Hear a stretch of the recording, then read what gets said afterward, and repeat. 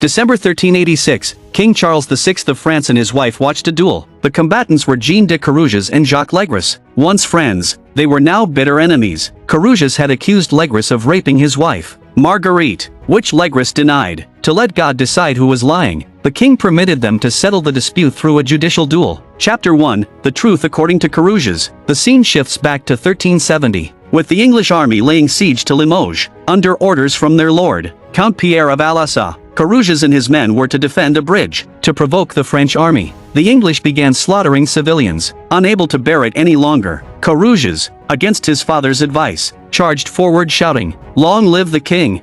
During the battle, Carrouges fought bravely and saved LeGris's life from the English. Despite their efforts, the French ultimately lost Limoges, and Count Pierre ordered the troops to return home. After announcing the retreat, Carrouges was thanked by LeGris for saving his life, and the two became close friends. In 1377, Count Pierre summoned his vassals to his castle in Bellancombe to swear fealty. Carrouges' father, a commander in the Count's army, owned the castle. Traditionally, Carrouges would inherit his father's position after his death. However, it was clear that the Count admired LeGris but disliked Carrouges. Sometime later, LeGris visited Carrouges. After being warmly received, LeGris revealed his true purpose, to collect taxes for the Count to support military defenses. Carrouges' expression darkened upon hearing this. Due to the plague, his rental income was very low, and he struggled to maintain daily operations, let alone pay taxes. After much argument, LeGris agreed to plead with the Count on Carrouges' behalf, allowing him to pay less. Facing bankruptcy, Carrouges decided to return to war. LeGris opposed Carrouges' decision,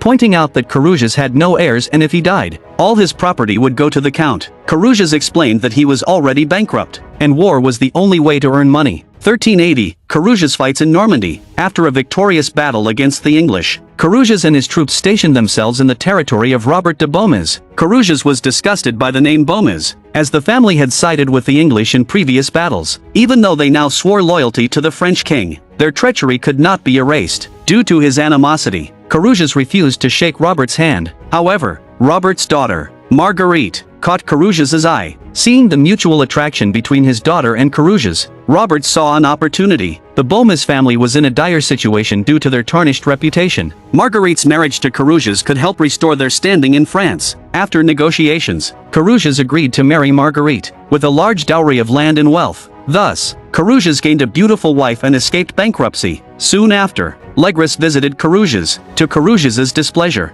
the estate of Neuville, which should have been part of Marguerite's dowry, had been taken by Count Pierre and given to LeGris. LeGris explained that he had been managing the Count's finances and the estate was a reward from the Count. LeGris had not requested it. Although Carrouges said nothing, a rift had formed between the friends. When discussing the estate with his wife, Marguerite was indifferent, as the estate could help pay off her father's debts, but Carrouges was unwilling to let it go. He believed that his service to the king warranted a fair judgment. However, as Count Pierre was a relative of the king, Carrouges' appeal was quickly dismissed. To make matters worse, Carrouges received news of his father's death on his way back. Seeing his mother in tears, Carrouges learned that the Count had appointed LeGris as the army commander to retaliate for his appeal. Carrouges could no longer inherit his father's position, and the castle of Bellancombe would be confiscated. Furious, Carrouges decided to confront the Count. At that time, the Count was hosting a ceremony to install LeGris as commander. When Carrouges met the Count, he protested LeGris's appointment. His vehement words left a poor impression on the Count. 1 year later, Carrouges' friend Crespin had his first son and invited Carrouges and his wife to his home. Marguerite was excited upon receiving the invitation,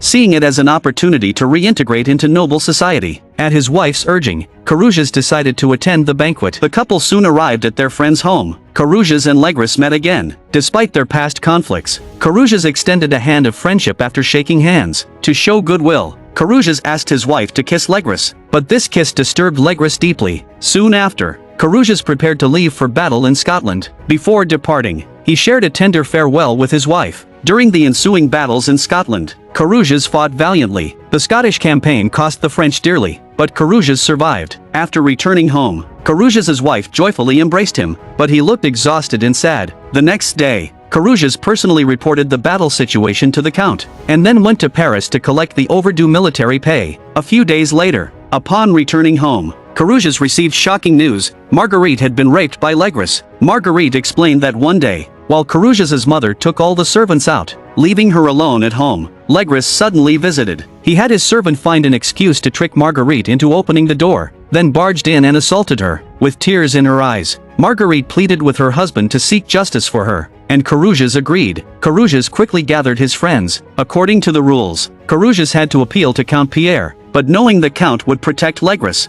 Carrouges planned to spread the news widely, ensuring everyone knew about Legris's crime. This was only part of Carrouges's plan. He knew the Count would side with Legris even in a public trial. Carrouges then personally went to the king, requesting a duel to the death with Legris. For years, King Charles VI had deemed duels illegal and had not approved any since his ascension. However, with unanimous consent from the parliament, Carrouges could still engage in a judicial duel with Legris. In medieval Europe, this was a crucial way to resolve judicial disputes when both sides had no witnesses. Ministers reminded Carrouges that if he lost, his wife would be burned at the stake for false accusations. Carrouges, believing in divine favor, insisted on the duel. The king eventually approved his request. 6 months later, the king summoned the ministers to judge the case, ending Carrouges's account. The scene shifts back to 1370 in Limoges. Facing the English soldiers brutally killing civilians, Carrouges decided to attack. Legris advised that attacking would cause the English to capture Limoges, but Carrouges replied, "Let it be as they wish," and charged at the enemy. To avoid letting Carrouges fight alone, Legris shouted "Long live the king," and led the men to attack. Legris emphasized that he had saved Carrouges's life during the battle, though Carrouges hadn't noticed, because Carrouges disobeyed orders and attacked. Count Pierre held him mainly responsible for the loss of Limoges, already disliking Carrouges for his bad temper and dull personality. The Count now had an even worse impression of him. However, Legris always spoke up for his friend, earning the Count's recognition for his character. Unlike Carrouges, Legris had humble origins. He had joined the church in his youth but left, disliking the strict life, to venture into the secular world. Legris was literate, spoke Latin, and excelled at dealing with people, gaining the Count's trust. Additionally, both Legris and the Count were notorious in their love lives, bonding them as friends. Knowing Legris could do arithmetic, the Count entrusted him with managing his finances. Legris excelled, restoring the Count's fiscal operations and collecting taxes. To intimidate noble debtors, Legris used violence, demanding Robert surrender the estate of Neuville to repay debts. Though Robert resisted, claiming it was his daughter Marguerite's dowry and worth twice the debt, he eventually conceded under pressure. While hunting, the Count informed Legris that Robert had married his daughter to Carrouges. Shocked, Legris couldn't fathom a cultured noblewoman marrying an illiterate brute. Carrouges later filed charges against Legris and the Count, but the Count was unconcerned, knowing Carrouges posed no real threat. In retaliation, the Count appointed Legris as the army commander, stripping Carrouges of his chance to inherit his father's position. At the installation ceremony, Carrouges violently protested, yelling at the Count's unfairness and insulting Legris, making a fool of himself in everyone's eyes. Carrouges and Legris met again, with Legris extending a friendly gesture, suggesting there should be no rift between the king's subjects. Since Carrouges rarely traveled with his wife, many nobles, including Legris, met Marguerite for the first time. Their mutual kiss exchanged ambiguous glances. At the banquet, Legris initiated conversation with Marguerite. Finding many common topics, Legris believed Marguerite was becoming enamored with him, and though he denied it, he had fallen for the noblewoman and assumed she reciprocated. In 1386, Carrouges returned from the Scottish campaign and reported to the Count. During this time, Legris attempted to reconcile with his old friend, but Carrouges flew into a rage, unable to tolerate Legris addressing him by name after becoming a knight, and berated him. Legris remained calm, further humiliating Carrouges. Soon after, with Carrouges in Paris, Legris and his servant Adam visited Marguerite's home. Adam, pretending his horse needed a new horseshoe, asked to warm up inside, though Marguerite wanted to refuse. Being alone and forbidden to meet men in her husband's absence, she allowed them in. Seeing Adam's urgent need for help, Marguerite reluctantly softened. However, as soon as Marguerite opened the door, Legris suddenly barged in.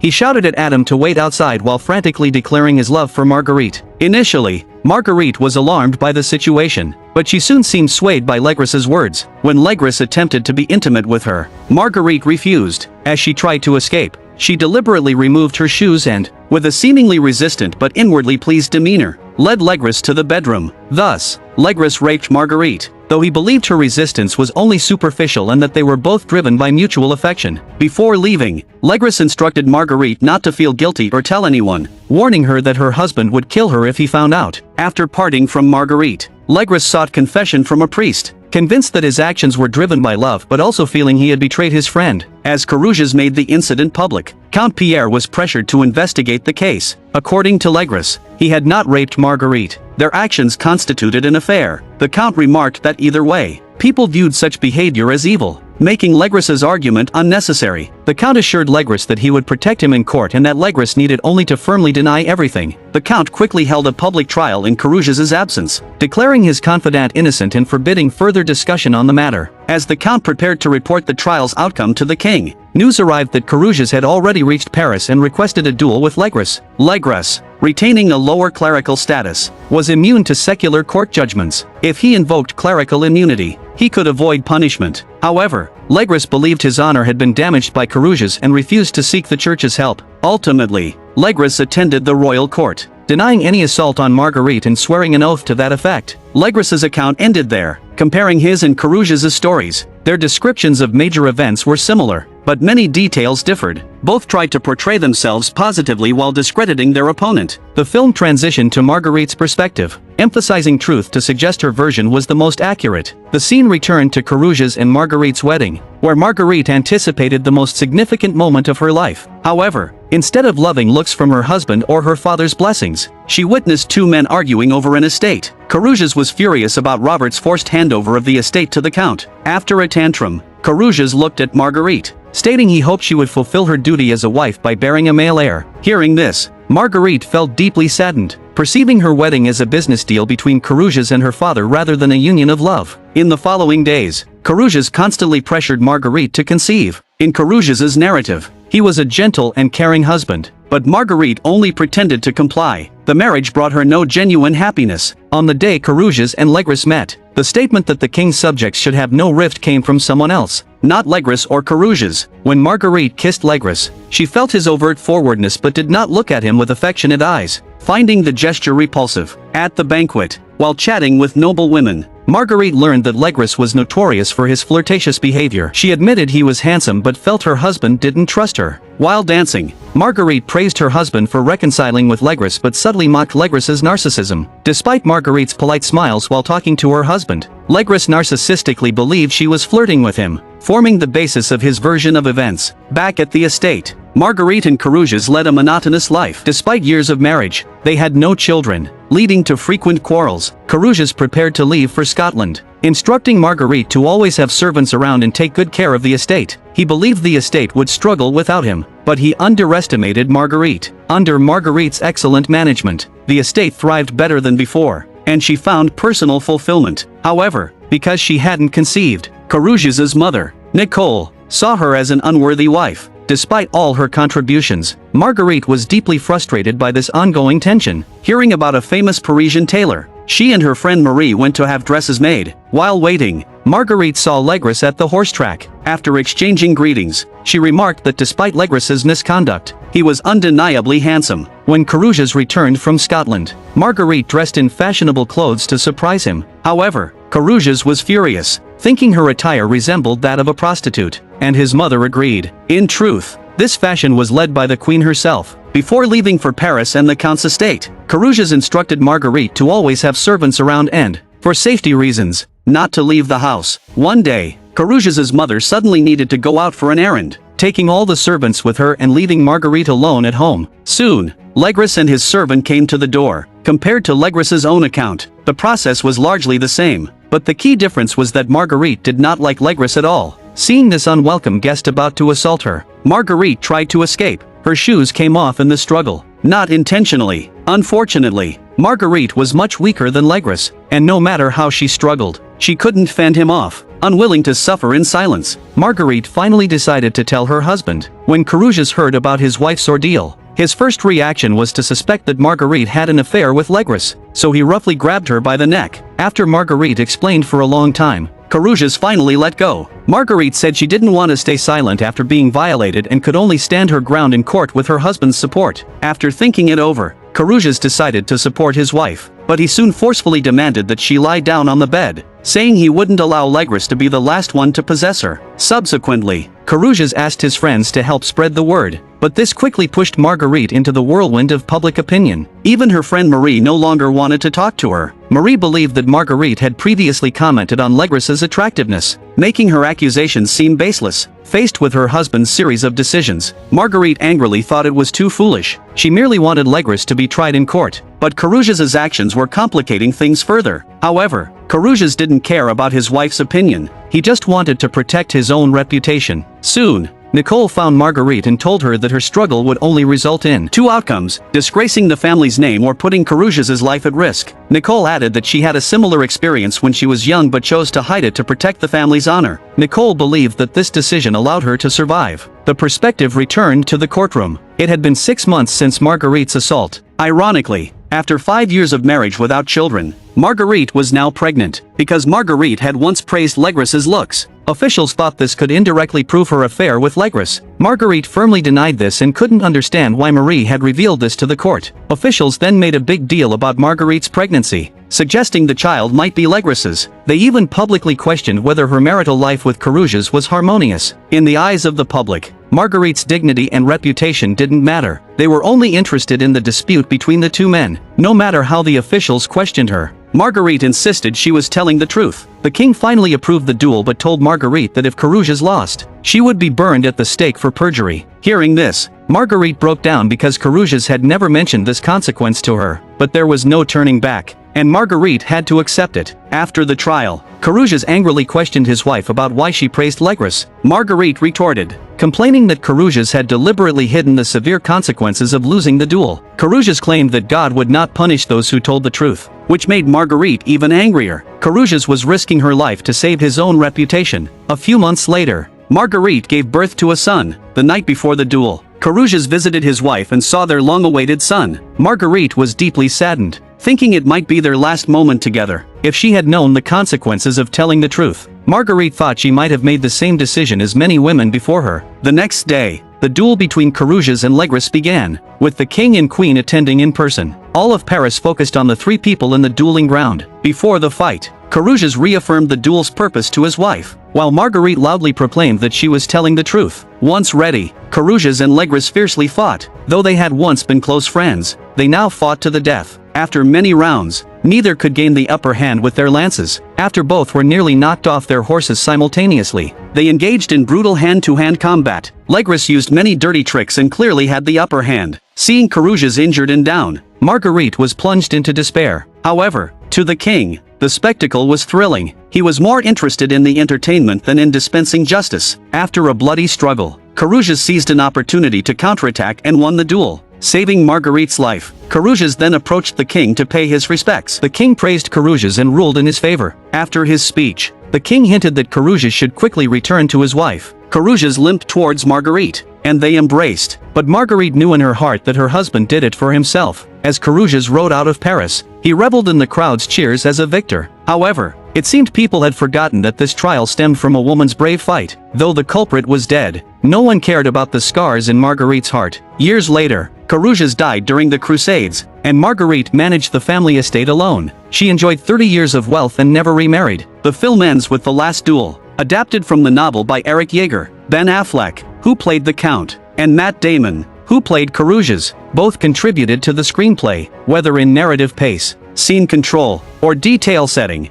the film was excellent. The Last Duel presents the same event from 3 different perspectives, similar to Rashomon, but with significant differences. The director used Marguerite's experience to condemn the injustices faced by medieval women, with a strong sense of contemporary relevance. The story is based on true historical events, with main characters whose names are accurately recorded. The case caused a great stir in France at the time, with thousands of people watching the duel. For centuries afterward, people continued to discuss the case's details enthusiastically. The duel between Carrouges and Legris was the last officially sanctioned judicial duel in French history, though not the last honored duel, which was banned later. Marguerite's difficult situation in this duel is worth pondering in any era. I'm a movie enthusiast. Please subscribe to my channel. See you next time.